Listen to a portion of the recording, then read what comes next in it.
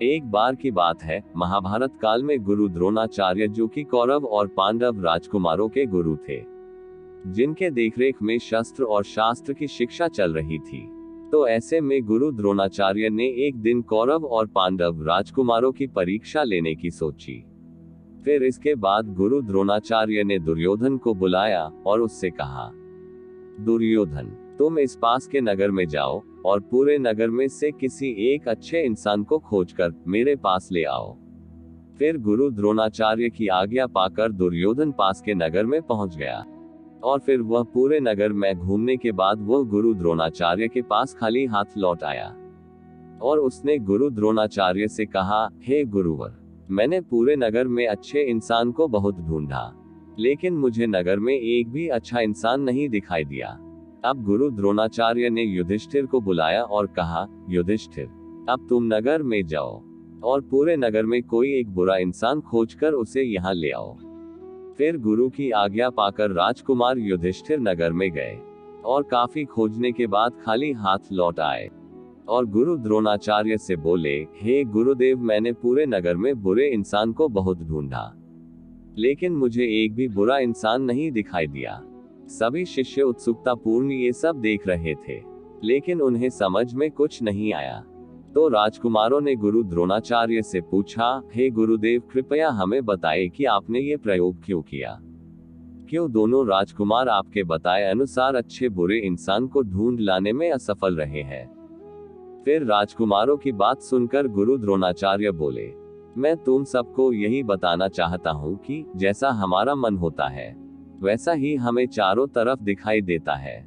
दुर्योधन के अंदर बुराई छुपी हुई है, इसलिए उसे सभी इंसान बुरे ही दिखे, कोई अच्छा इंसान नहीं मिला। जबकि वही युधिष्ठिर के अंदर अच्छाई छुपी हुई है, इसलिए उसे सभी इंसान अच्छे दिखे, इसलिए वह बुरा इंसान खोज पाने में असमर्थ रहा।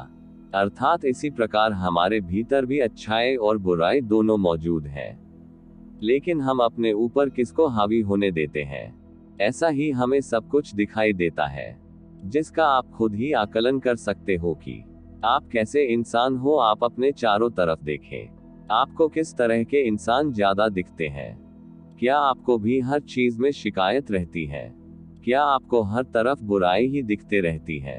अगर ऐसा है तो आपको अपना नजरिया तुरंत बदलने की जरूरत है, क्योंकि इस दुनिया को आप जिस नजरिए से देखते हैं ठीक वैसा ही हमें दिखता है, यानी यह अपने स्वयं का प्रतिबिंब है।